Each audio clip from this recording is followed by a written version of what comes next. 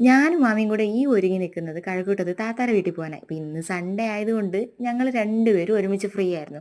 അപ്പം ഞങ്ങൾ രണ്ടുപേരും പോകാമെന്ന് വെച്ചു. അങ്ങനെ നടന്ന് ക്ഷീണിച്ചപ്പോൾ ഞങ്ങളൊരു കടയിൽ കയറി ലൈം കുടിക്കാമെന്ന് വെച്ചു. അങ്ങനെ മാമി പറഞ്ഞ പോലെ കുപ്പി ഗ്ലാസ്സിൽ ലൈമും കിട്ടി. ലൈമും കുടിച്ച് ഞങ്ങൾ അവിടെ നിന്ന് ഇറങ്ങി. അവളെ വീട്ടിൻ്റെ അവിടെ കുറേ പോക്കറ്റ് റോഡാണ് കേട്ടോ. കഴക്കൂട്ടമാണ് അവളുടെ വീട്.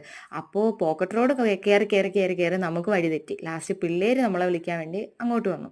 എന്നെയും വഴി തെറ്റിച്ചിട്ട് ഒരു ഇതുമില്ലാണ്ട് ചിരിച്ചോണ്ട് വരെയാണ് കേട്ടോ മാമി. അങ്ങനെ ഞങ്ങൾ നേരെ അവിടെ എത്തി കേട്ടോ. കുറേ നാൾക്ക് ശേഷമാണ് ഞാൻ താത്താരെ വീട്ടിലോട്ട് പോകുന്നത്.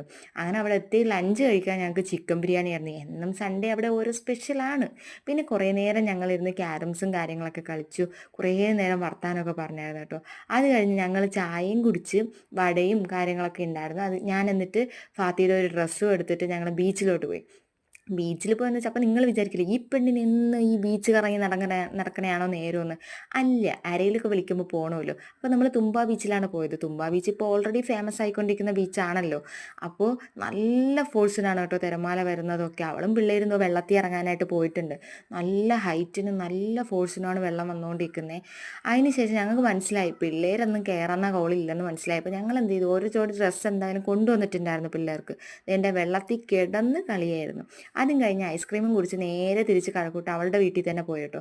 പോയി എൻ്റെ ഡ്രസ്സൊക്കെ എടുത്തിട്ട് കുളിച്ചു. കുളി ഒരു അത്യാവശ്യമായ കാര്യമായിരുന്നു, അനാവശ്യമല്ലല്ലോ. പിന്നെ ചായയും കുടിച്ച് ഫുഡും കഴിച്ച് കുറച്ച് നേരം അവിടെ ഇരുന്നിട്ട് വീട്ടിൽ വന്നു.